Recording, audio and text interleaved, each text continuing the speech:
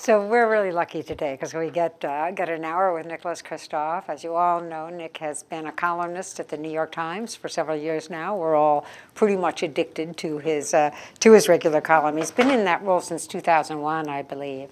And both he and his wife are Pulitzer Prize winners. You know that his wife is named Cheryl Wudong, and they won a prize for their coverage of the Tiananmen Square incident in China. And then Nick later in 2003 won a prize for his coverage of the genocide in Darfur. They're authors of three best-selling books together, co-authors. One is China Awakes, A Struggle for the Soul of a Rising Power. The second is Thunder from the East, Portrait of a Rising Asia in 2000. And then the third is Half the Sky. I know everybody in this room has read Half the Sky, Turning Oppression into Opportunity for Women Worldwide. And in fact, the last time Nick came and visited us, it was when that book had first come out. And I'm going to open this current book that he's just written focuses in part on the nature of the of basically intergenerational nature of poverty, and then on the role that philanthropy can play. So I'm going to start out by asking Nick about philanthropy and its role, because if you look at the kind of the headlines of the New York Times, you can't get away from the fact that there are some key global problems that threaten us, but threaten others. The governments can't solve all alone. So let's just sort of start terrorism, climate change, even endemic poverty and infectious diseases. So I wanted to start out with ISIL and Boko Haram, the terrorist groups we worry about right now, and ask you, is there a role for philanthropy in all that, in addressing a danger like that? I think there is. I think that it is partly about advocacy, actually. I mean, we tend to think of philanthropy in terms of delivery of services, and certainly to the extent one can educate girls in Afghanistan or northern Nigeria, that's important. But I wouldn't neglect advocacy. And I guess the larger point I would make is that we as a country, intuitively, since 9/11, we have tried to combat terrorism, civil conflict, with military toolbox. And the military toolbox has real uses. Just recently in the airstrikes in Iraq against Islamic State, they genuinely helped avert massacres against the Yazidis. But the military toolbox is also incredibly expensive and over the long run not particularly effective. And the education toolbox, the women's empowerment toolbox, the economic development toolboxes, those also have a real role in this, and we tend to underutilize them. People sometimes think that those are kind of soft and fringy, and I just look at the difference between Bangladesh and Pakistan, both originally part of the same country, of course. The one thing Bangladesh did was educate its girls, and there are now more girls than boys in high school in Bangladesh. I think that's one reason why Bangladesh is not harboring jihadis. Oman and Yemen are right next door to each other. Oman used to be poorer than Yemen. It then educated girls, educated everybody. And again, that's one reason I think why it's nice and boring and stable and not in the news, which is what our aim is. And so I think to the extent there's kind of a market failure in our approaches, I think that advocacy to some extent can help push the buttons both for donor countries like the U.S., but also for the countries on the ground to rectify the way they have their policies. I mean, Pakistan, I lost count of how many tens of billions we've supplied to Pakistan in military assistance since 9/11, and obviously in the short run, education isn't going to accomplish much. In this period, since 9/11, if there had been a major push on girls' education, that actually would have really made a difference. And so I tend to think of advocacy to try to end up with better policies as something that is an important role that philanthropy can make. And of course, there's an organization that focuses on education of girls in Pakistan called Developments in Literacy, DIL. DIL, yeah. And I think you've written about DIL. I have, indeed. Yeah, and DIL was started by some Pakistani Americans who wanted to give back, and so they started schools around Pakistan, and Cheryl and I have contributed to them. I mean, it's such a great organization doing great work, and it is as a reporter, I've got to say it's so frustrating to me to travel around Pakistan or West Africa, and you see medieval-minded misogynists investing in their kind of education, in Wahhabi madrasas, and we don't compete. I mean, they recognize the transformative power of education, and it sort of seems to me as if we don't. And likewise, the Taliban, Boko Haram, they understand the threat that comes to them from the power of education. That's why they shoot Malala. That's why they kidnap Nigerian schoolgirls. And it just seems odd to me that we don't have we don't have as sophisticated an understanding of the power of education, for good or ill, that they do. We are really not competing. And let's talk about them for a minute. Not just the victims of their terror, but also their motivations. What is it that's missing in the life of these restless young men who are attracted to this kind of belonging in something greater? And does philanthropy have a role there?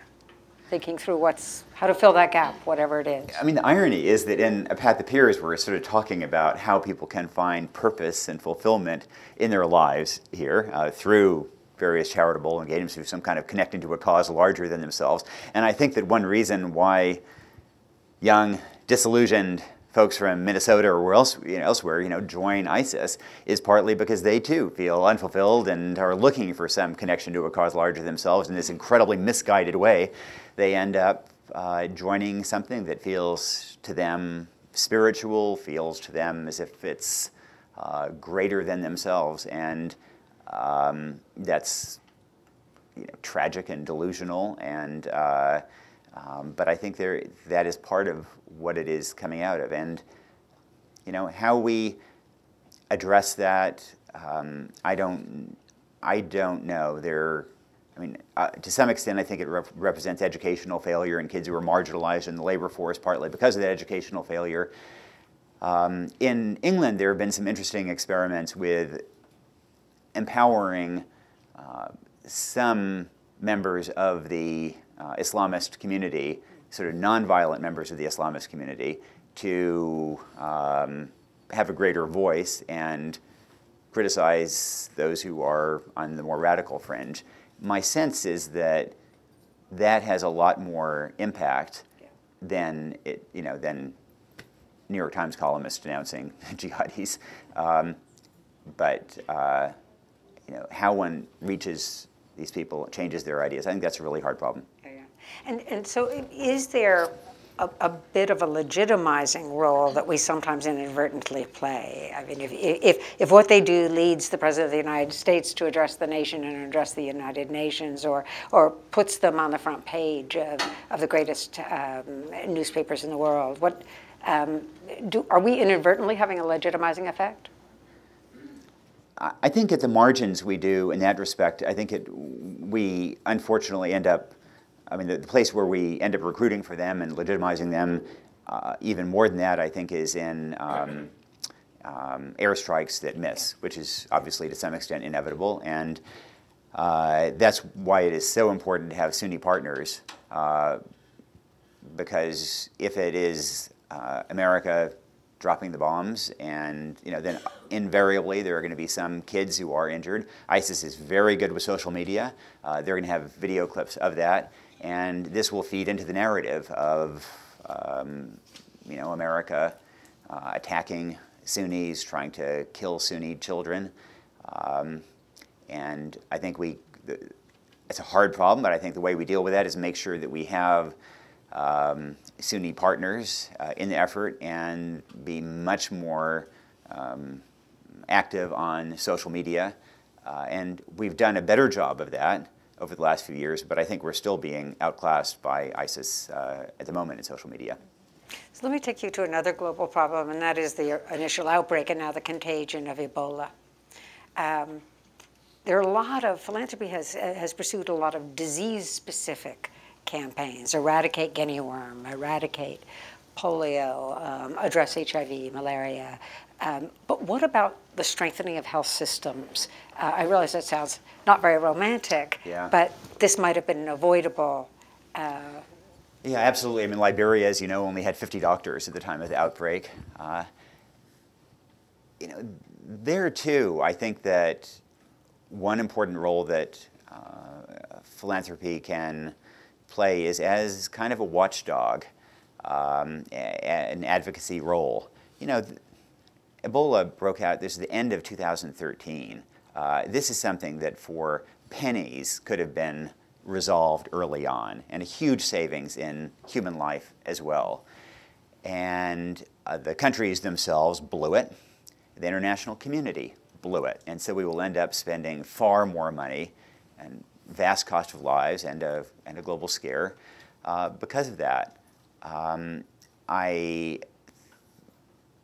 obviously there are, I mean, indeed much of the response has been through NGOs and that, you know, if safety nets fail, then that can make a difference. But I think that to some extent, advocating and raising these issues and pushing for early responses, both from international or from donor countries, from the US, as well as from the nations themselves, is one way of generating more of a response. And you know, I sort of appeal to you on that basis. Traditionally, that was kind of the role of us in the news media, that, you know, we would be reporting on global crises, and that would project them onto the agenda, and then that would lead to various steps of a response. Well, we in the news media have kind of lost our business model, and especially television is not going to be reporting very much in West Africa, because one thing that executive producers have figured out is they can send a camera crew to West Africa, and it'll be expensive, and there'll be a certain amount of risk. And when they finally air the program, viewers will switch the channel to somebody else where they have a Democrat and a Republican yelling at each other in a studio, which is incredibly cheap and kind of more entertaining. One of the things that I found most depressing was that the Gates Foundation had essentially bribed ABC News they called it a grant, but it bribed ABC News to cover global health and nutrition. And this was controversial within the development community because, you know, why should they be using their money not to deliver services for people who desperately need it, but rather for these overpaid television executives to do what they should be doing anyway?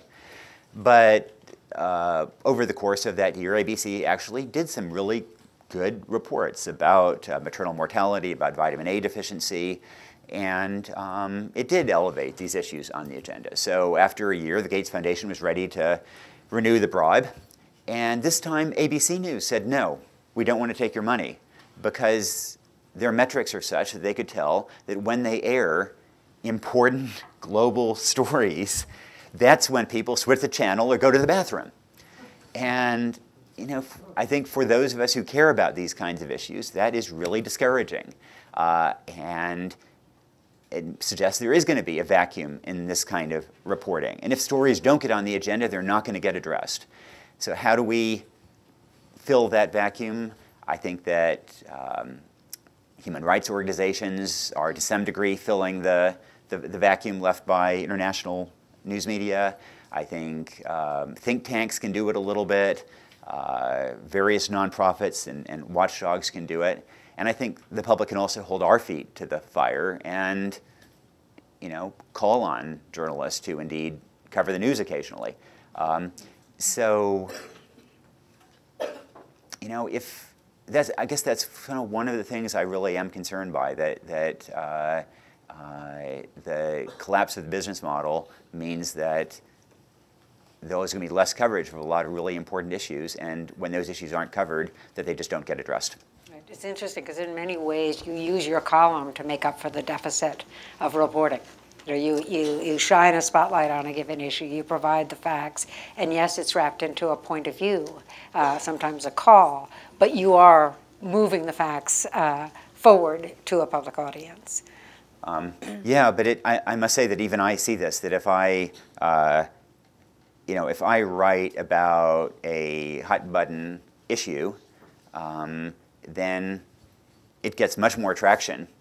You know, everybody says, "Oh, great column today about whatever," and or I can go halfway around the world, Central African Republic, spend a ton of the New York Times' money, take a certain amount of risk, and then it just disappears without a ripple.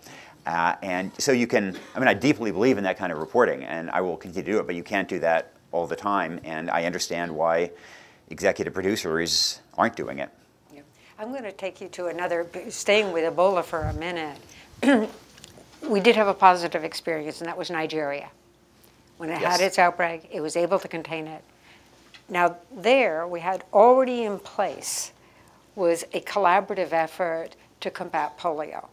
So you already had CDC in there, had trained 100 physicians. The Gates Foundation had created a clinic, for rapid action. WHO was in there. They were working with the local ministry. To what extent can philanthropy, in its effort to achieve one goal, actually strengthen government capacity, state capacity in a positive sense, as kind of a byproduct? And should that be something conscious? I think it should be something conscious, and indeed, I think everybody recognizes intellectually that in supporting health programs globally, we should be doing more to build local capacity. The problem is, of course, that it's incredibly unsexy, and in general, any philanthropic program, anything you can put your name on gets overinvested in, and anything you can't put your name on gets underinvested in. And so, I mean, universities are the masters of this. They figure out how to sell the same thing about 18 different times. It's harder to do that with some really important things. It's harder to do that with building capacity. It's harder to do that with micronutrients. It's harder to do that with some basic nutrition programs. And some of the areas where you get the most bang for the buck are also those that are hardest to put your name on, and thereby to give this sense of, the warm glow that one gets from writing those checks. And so, there are some folks who don't care so much about the warm glow, and they're driven by metrics. But I think that those are the minority, and I think we have to figure out a better way of putting names, so to speak, on some really important interventions that that make a huge difference.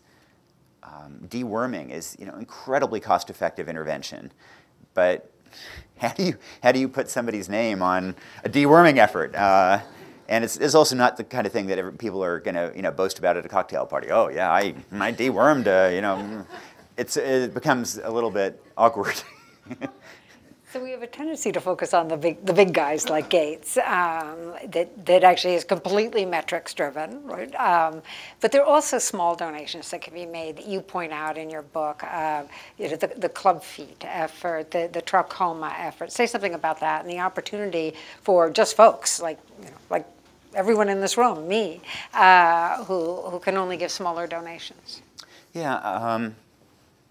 Well, I mean, trachoma, people always ask how it is that I manage to cover genocide, global poverty, sex trafficking, and basically be kind of upbeat and reasonably cheerful. And, the truth is partly that side by side with the worst of humanity, you see the very best. So you see warlords doing terrible things, and you see amazing people combating them that just reaffirm your faith in the capacity of humans to do the right thing. The other is that I genuinely see progress. When I first backpacked through Africa in 1982 as a law student, the single thing that I think upset me the most was the cases of blindness. There's so many middle-aged people in every city who were begging because they were blind and had to take a kid out of school to lead them around. And it was an economic catastrophe for them. It was so demeaning, such a cost of human dignity, and many of those cases were trachoma, which is just about the most painful way to go blind. In A Path Appears, we quote one woman who said it was like the pain of childbirth day in, day out, year in, year out. And because she was unable to farm, she lost several of her children because they starved to death because she couldn't support them.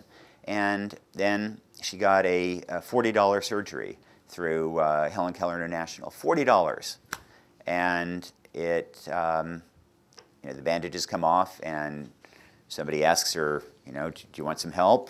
And she says, "Get out of my way. I can see now. I can go home by myself." And it's, that is just inspiring. That's uplifting. That's not depressing. And when you see what one can accomplish periodically for tiny amounts of money, like you mentioned Clubfoot, only when we were writing A Path Appears did it turn out that my mom had actually been born with Clubfoot. But in the U.S., about 1 in 1,000 people are born with Clubfoot, but nobody knows it because it's rectified as a small child. In much of the rest of the world, if you were that 1 in 1,000, you end up a beggar. You won't go to school. You won't be able to contribute. And this is something that can be rectified early on, really, really cheaply. So we followed the donation of a woman in Santa Monica to a hospital in Niger that ended up transforming this little girl's life. So it can be done. So Niger brings me to a different topic, and that is the role of evidence. And you quote Esther Duflo of the Poverty Lab at MIT as saying, as having found that there was real evidence that a BRAC program worked. If you could tell us something about that program and why it worked. Yeah, this was fascinating. And so Esther Duflo is this wonky, numbers-driven, very data-driven economist at MIT. And she was trying to measure very, very carefully a program that had originated with BRAC that gives livestock, mostly cows, to the very, very poorest families. And when she did this study, the numbers didn't add up. The impact was too good. And because not only had the income from livestock increased for these families, which made sense, but they were also getting much more money from their private agricultural plots, which made no sense, had nothing to do with a cow. And they were earning more money from their sideline jobs, which again, had nothing to do with a cow. And so she went back and studied this, and it suggested to her, and I think she's absolutely right, that one of the poverty traps that exists, I think, I'm spinning this off a little further from where she takes it, but that one of the poverty traps, both at home and abroad, is a kind of despair and hopelessness that in turn leads to self-destructive behaviors, which are a hard part of poverty to talk about, but are very, very real. And those self-destructive behaviors in turn make that hopelessness self-fulfilling and often self-replicating for the next generation. And there is some indication that depression, clinical depression, is very, very widespread among the very poor, and in turn, again, is part of this poverty trap. It impedes people's ability to work, to earn money, to care for their kids. And that, therefore, one of the ways to break this cycle of poverty is to provide this wonderfully amorphous thing called hope. And that maybe one of the reasons why various interventions work is not because of the nature of that intervention itself, but because suddenly that family has the notion that, well, now actually we can have a different outcome. And that was what happened with this BRAC project with the cows, that once they got this cow, then all of a sudden they thought that maybe they can have a very different future. They worked many more hours in their private agricultural plot. They worked more hours on sideline jobs.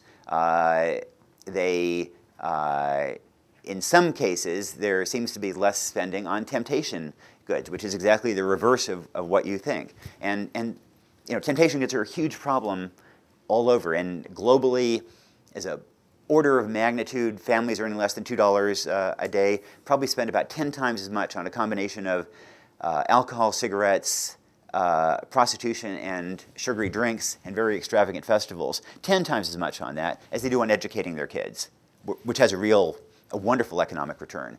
And so, how do you switch that kind of spending pattern? I think partly it's by giving people a sense that different outcomes are possible.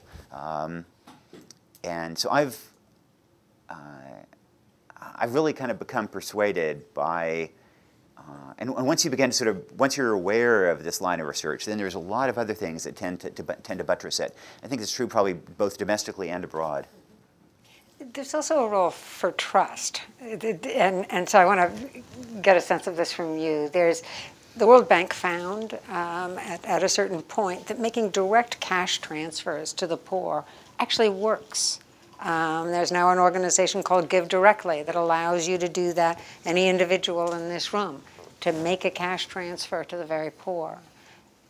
What did they learn? What did they know? That it's so counterintuitive to us. We think we have to monitor, we think we need evidence and proof. So there was a good randomized controlled trial in Kenya of Give Directly, and it found that there did not seem to be more spending on temptation goods. That it's a one-time gift, not renewable. So families know they have they're not getting it more. And it did not lead to more spending on temptation goods. It did seem to increase incomes, and it seemed to work surprisingly well.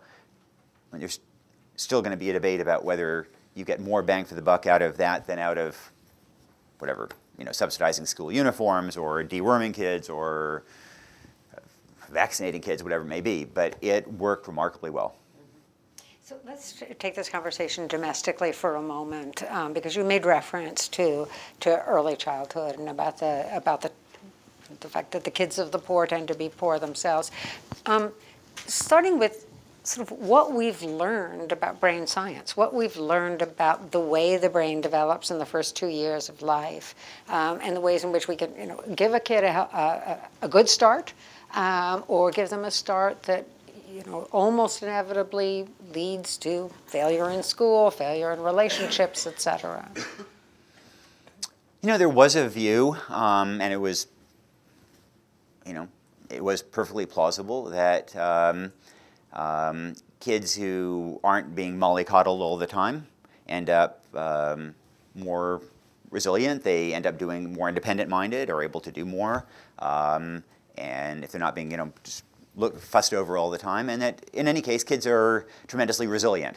So even if you screw up at the beginning, then they can recover. It turns out that both things are essentially wrong, and there's good evidence on both fronts that, and rat studies and human studies both. Kids who have strong maternal attachment at age 3.5, that degree of maternal attachment is a better predictor of high school graduation than IQ is.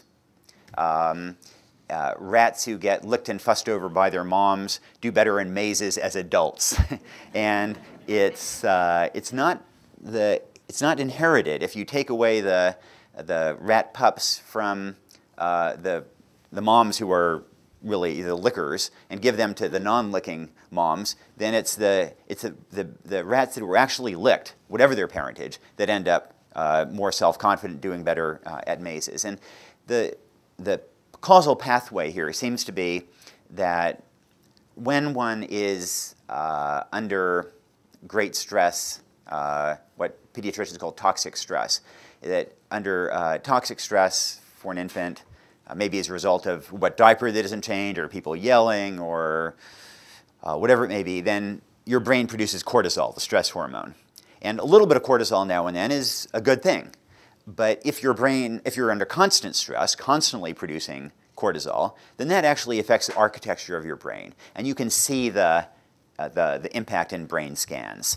And your hippocampus is different, your prefrontal cortex is less developed, which is impulse control. You're essentially programmed for a very, very stressful world. Your fight or flight response is on edge. And these kids are not particularly resilient. We know that from when the Romanian regime collapsed in 1989. Some kids were randomly chosen to be taken out of orphanages where they had been neglected and put into good foster homes. It turned out that what mattered was crucially the age at which they were taken out of the orphanage. If you were taken out before the age of 2, you could recover to some degree. Taken out after the age of 2, you were kind of cooked. And you can see, again, brain scans of these much older kids. You can really distinguish which ones were taken out at age 2 and which ones were taken out afterward. so, and this also it relates to this hard thing to talk about, which is parenting gaps. And this is something that is awkward. It sounds like one's being very judgmental, but it's also real and has real impacts on kids. A child of professionals by age 4 has heard 30 million more words than a child on welfare. 30 million more. They begin to speak at the same time, but by age 4, that child of professionals has heard so many more words, that they're more verbal, they're better prepared for school, they have a richer vocabulary. And we now know that there are interventions that essentially coach parents to hug their child more, to do the equivalent of licking, cuddling, and to read to their child. Many homes don't have any children's books in those homes. And that those interventions, they don't work in every case. They work in many, many cases. They're pretty cheap. They have far-reaching effects. One intervention ends at age 2, but encourage these kind of early parenting things. It ends at age 2 for at-risk kids. At age 15, those kids are only half as likely to have been arrested. And yet, that program only reaches 2 to 3% of those kids who need it in this country. It's just another example of so often we as a country we spend hugely picking the high-hanging fruit and don't pick the low-hanging fruit at all. Is that the nurse-family partnership? That's the nurse-family partnership. So do you have a sense as to why things like that are underfunded? Do we need to wait for you to do a book before the word gets out? It's part of the problem, again, is it's kind of a boring program. They send nurses out to these at-risk moms beginning when they're pregnant, and they tell them, don't drink, don't do drugs. After birth, breastfeed your child, talk to your child a lot. But it is a little bit boring, and I think that makes it. And also, I think there is this intuitive sense that kids are resilient.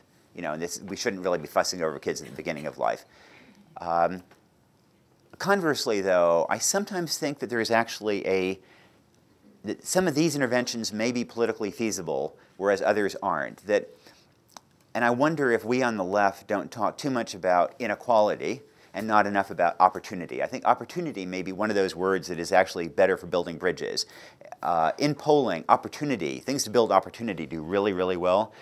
One poll found 97% of Americans actually agree that there should be greater efforts by government to equalize opportunity at the beginning of life. 97% of Americans don't agree that the world is round.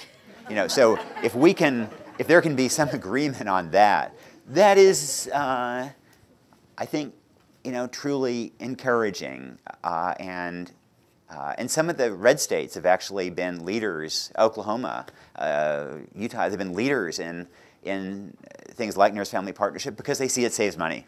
If you don't pay money up front, you're going to pay money at the back end with prisons, this kind of thing. Same with family planning. It's ridiculous that 30% of American kids get pregnant by age 19. Hello? I mean, we have plenty of evidence-based programs that show that providing long-acting reversible contraceptives like implants, like IUDs, to teenagers who want help, that has a dramatic effect on teen pregnancy rates. And when we don't provide that, then the result is disaster for the girl, who typically ends up ending her education, and for that kid who is being raised by a stressed-out 16-year-old unmarried girl and isn't getting the support they need. We can do better on all these fronts. Several of the question cards speak to the role of the private sector and asks where, on two levels, where the large multinational corporations can play and have played a role in addressing some of these sort of endemic problems. And the second is, what about small enterprise, small and growing enterprise, as a key poverty alleviation tool? But I'm going to start with a sort of shared value, how a corporation, if you have examples of corporation making positive difference. Cheryl has really been the evangelizer for me. She really kind of taught me about the role of corporations here, and I think it's potentially huge. I mean, one of the problems with nonprofits is that they're this profusion of tiny, tiny organizations that don't scale very well, often don't play well together, there's no M&A. And in contrast, when a corporation fills as a part of its business model, when it engages in some of these issues, that has a potentially vast effect and sustainable because it is part of the business model. One example we talk about in A Path Appears has to do with Bangladesh. There's a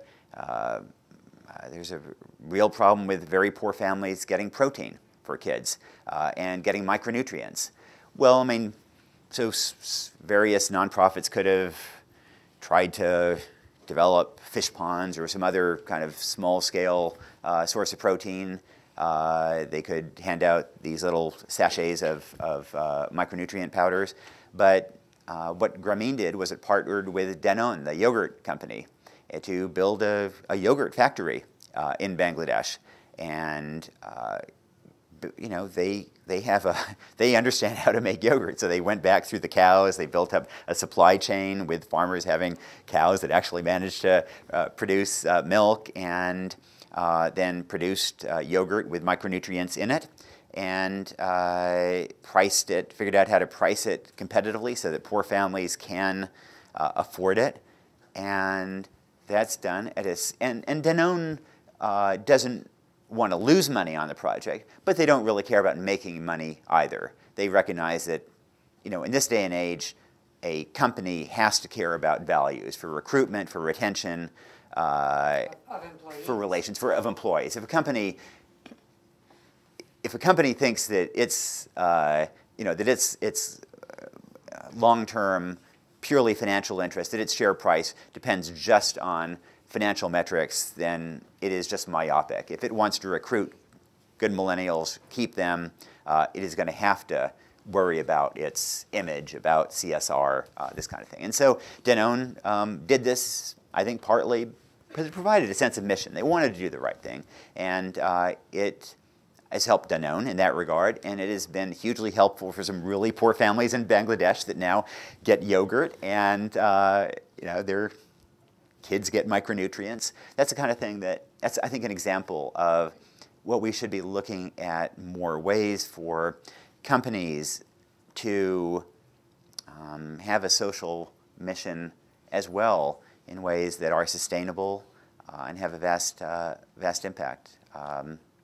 You have written extensively about the problem of human trafficking and the problem of forced labor. And I mean, what is it? 21 million people in the world right now are slaves. Numbers of 27 people. I mean, nobody really knows, but that's 27 million is the number that usually goes around. Yeah. There's a situation where the private sector's got a huge role to play. I mean, if Whole Foods in trying to purchase fish and shrimp from a supplier in Southeast Asia, they work to try to find out whether there might be slaves in that supply chain. And there's an example where, in fact, a nonprofit and a for-profit have worked can partner together very effectively for the benefit of both. And likewise, yeah, I mean, sourcing. You know, if companies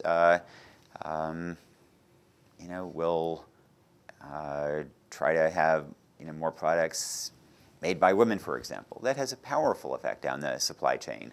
If companies will periodically lend out their staff for a kind of a 6-month sabbatical to a nonprofit, that is incredibly powerful because, you know, nonprofits, partly because they tend not to pay well, partly because they don't have great training programs, they are often starved of particular expertise.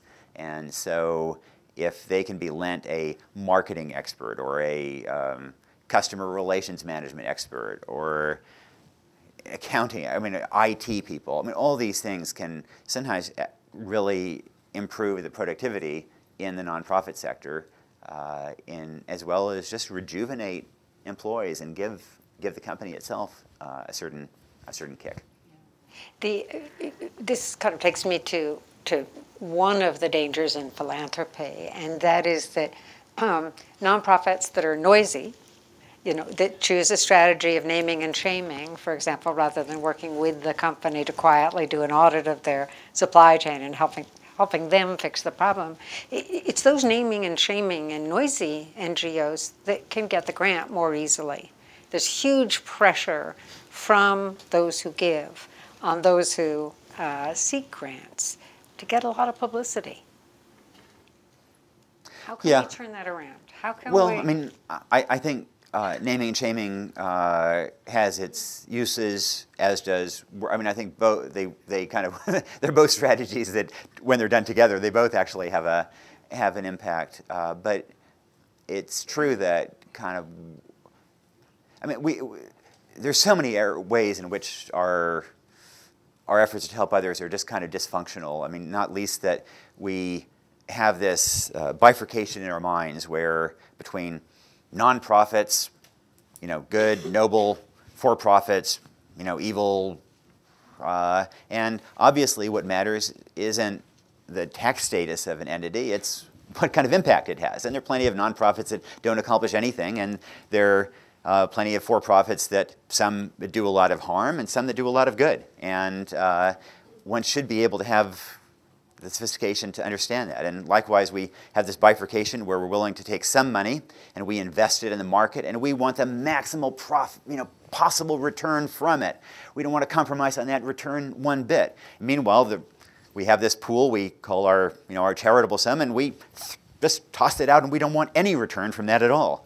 And indeed, it would make a lot more sense to have some kind of hybrid and be willing to invest some money, and maybe we just want to keep the capital, or we want a diminished return in the knowledge that it's going to actually have some social good.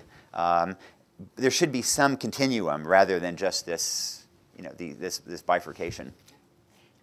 We've 4 or 5 different questions about China and about the expansion of wealth there, of private wealth there, and the possibility for Indigenous philanthropy there.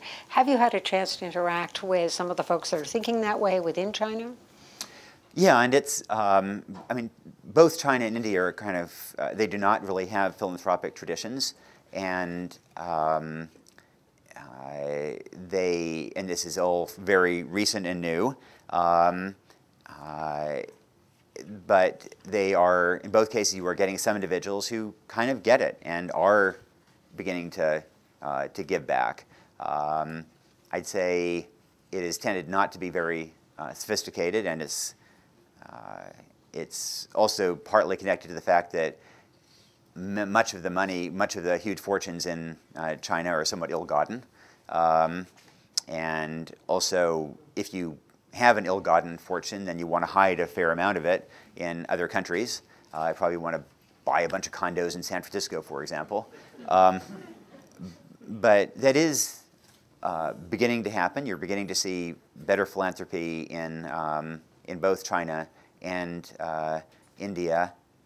The one place that I think I wish there was more sophistication was of zakat, the Islamic charitable giving, because the sums are huge. Zakat is it's a little sort of the Islamic version of tithing, but it's a reflection of wealth, not income. And so the sums can be huge, but it tends not to be done in kind of a formal way with careful metrics to organizations. If that money could go to girls' education in Pakistan, for example, that would just be a huge boon to Pakistan, to the country. And there's people who are beginning to talk about that kind of thing, but not enough. We have an interesting recent example, and that's Aliko Dangote in Nigeria, the wealthiest man in Africa, who's Muslim, who has always given as part of his religious commitment. But he's now hired a woman out of the Ford Foundation. He is looking at how to be more strategic. In particular, he's looking at what difference can he make with regard to Boko Haram and its appeal. Oh, good for him. So but it may be, part of that story may be that the influence of Bill Gates and Warren Buffett and other individuals who are kind of iconic around the world have in fact established that this is a cool thing to do. Yeah, absolutely. I mean, I always think it kind of began with Ted Turner when he, was invited to give his speech and didn't know what he was going to say, and at least his version of it is that he decided to give away $1 billion to these causes because he didn't really have anything else to say in his speech. That's the value of being a speechwriter rather than a columnist. But yeah, and there's a great story of, Warren Buffett has been going around saying, approaching billionaires and saying, if you give away half of your wealth, and then every once in a while somebody will say, well, I can't give away half of my wealth. I mean, that's too much. I have to think about my kids. And so Buffett's response was, my next book is going to be on how to live on 500 million. So there's a real opportunity.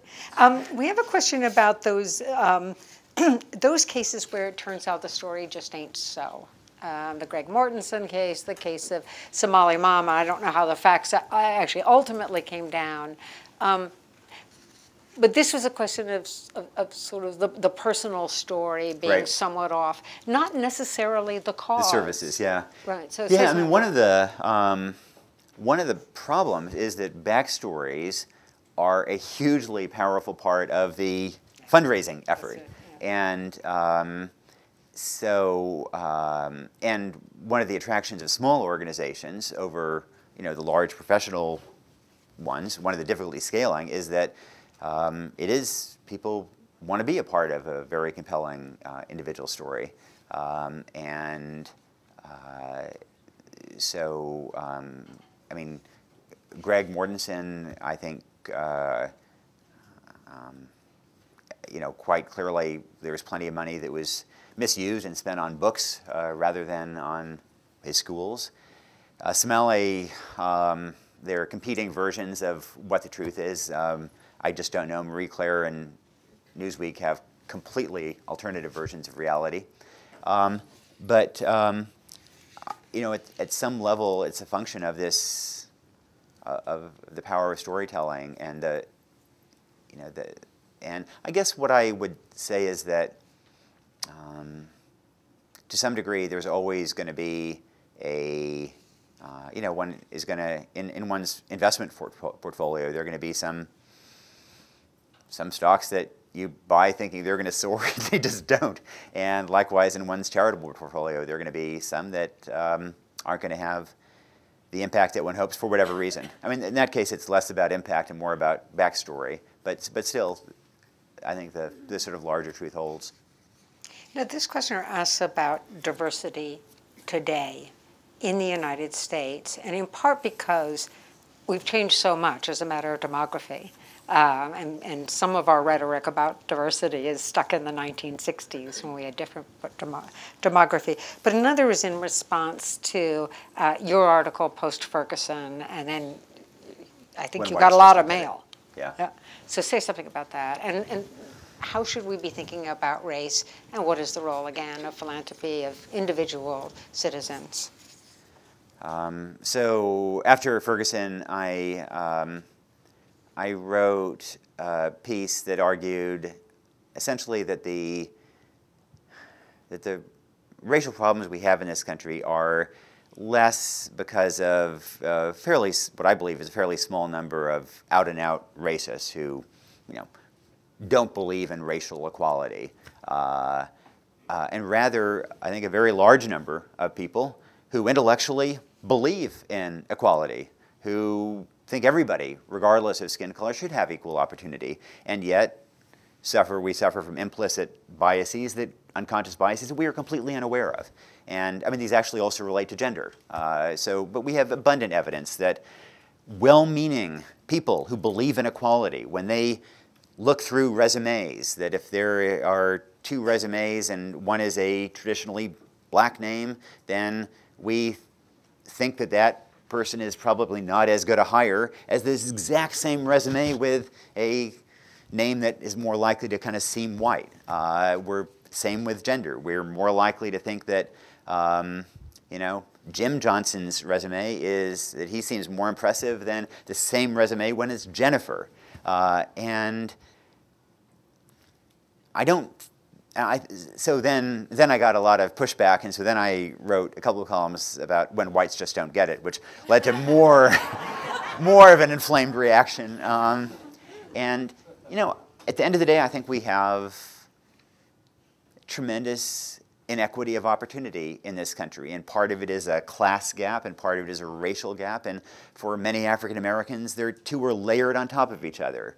And if you are a low socioeconomic status African American kid, raised by a low-income, stressed-out, teenage single mom, you do not have real opportunities. You just don't.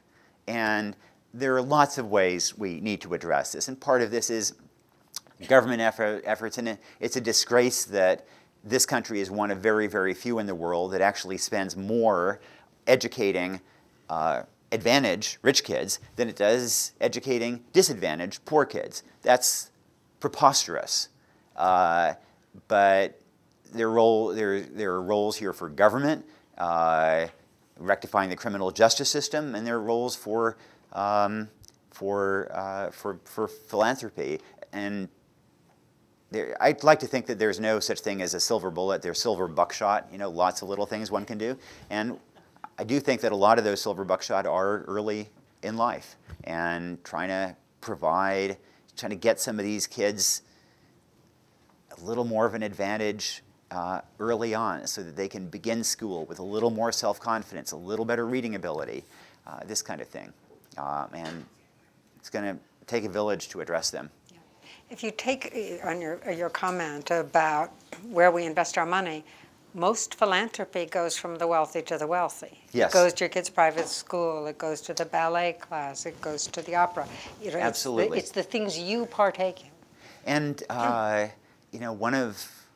it always seems so frustrating to me that tycoons are always donating wings at business schools.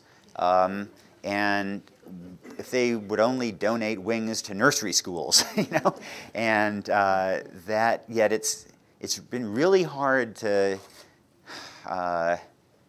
There should be naming opportunities at Head Start programs, at nursery schools, at early childhood programs, and we just tend not to think of it in the same way. But there should be ways of building community support for these early childhood initiatives, including nursery schools. And boy, they can use that money so much more than business schools that, in some cases, I think are kind of running out of ways to spend money. But at least in undergraduate universities, a university like Harvard, like your alma mater, is needs blind now. Right. So an investment you could argue, an investment in Harvard is an investment in diversity in higher education. I only just became the fundraiser for Harvard in the last 10 seconds. I didn't expect that. I think about this a lot because I donate to Harvard, I donate to Oxford, and at the end of the day, the beneficiaries of those checks are going to be largely better off people. And I donate to arts organizations, and I wonder about this. The things I believe in, you get a lot more bang for the buck in micronutrients abroad. And the way I sort it out in my own mind is that there are all kinds of ways we derive pleasure that aren't, in a sense, return maximizing. Cheryl and I go out to dinner. That money would be infinitely better spent providing clean water to families in Niger. But it's really hard to live in a way where you are just trying to maximize social welfare in Niger. And so I think, indeed, that the highest returns are in some global anti-poverty interventions. And so Cheryl and I have, a pool there. And then we also have a pool that we spend on us, and then some other things kind of in between. I think of it like a buffet, and that as long as one doesn't take money from the Niger pool to donate to the Harvard or Oxford pool, then I think it's fine to show loyalty to an institution that took an Oregon farm boy, in my case, or to an arts organization that feels like it does something that means something to you. But that it should be more out of the dinner with your wife pot of money rather than out of the Niger pot of money. You've made reference to kind of feeling good or having a glow that comes. What is it about? I mean, in your book, you point out that being wealthy doesn't actually make you happy necessarily, but giving does. So talk about the, sort of the physiological effect and emotional effect of giving. There's always been a certain amount of population studies that go to this, that people who donate more are self-described happier, that they live longer, that they have better health. But there are always problems of disentangling causation and correlation from these studies. And there's some ways of getting around that that suggest that it's real, but it's somewhat fuzzy. But although some of the numbers are striking, one look at one study of seniors found that joining a religious organization was associated with a 29% decline in mortality levels, exercising several times a week with a 30% decline in mortality, volunteering several times a week with a 44% drop in mortality. And I mean, clearly the solution there is that if you just volunteer for a religious running organization, you live forever, you know. But those population studies, more recently we actually have brain scans, and you can look at these pleasure centers in the brain like the nucleus accumbens that are associated with really primal pleasures. These are the things that light up when you eat fine food, when you have sex, when people flirt with you, when people compliment you. And so Cheryl and I we participated in a study where we are in an fMRI, our nucleus accumbens is being scanned, and we are watching a computer monitor. We have a clicker in each hand. We are given money, and nucleus accumbens glows, and we also are asked, do you want to donate X amount to this or that? And indeed, that nucleus accumbens also glows when you make a donation. And for about half, and it turns out it varies a good deal with the individual. There's a tremendous amount of human variation, but for about half of research subjects, people seem to derive as much pleasure from giving, as much or more pleasure from giving as they do from getting. So I really think there is a physiological basis for this. And there's huge debates among evolutionary biologists about why this is, but some suggestions about causal pathways. Better than chocolate. Yeah, chocolate is pretty hot too, though. So we mentioned one example of peer-to-peer giving, and that was Give Directly, where an individual can ultimately give to an individual. There's another peer-to-peer model, and that's Kiva, yeah. Where you can individually lend. Say something about Kiva and what kinds of results are you seeing there?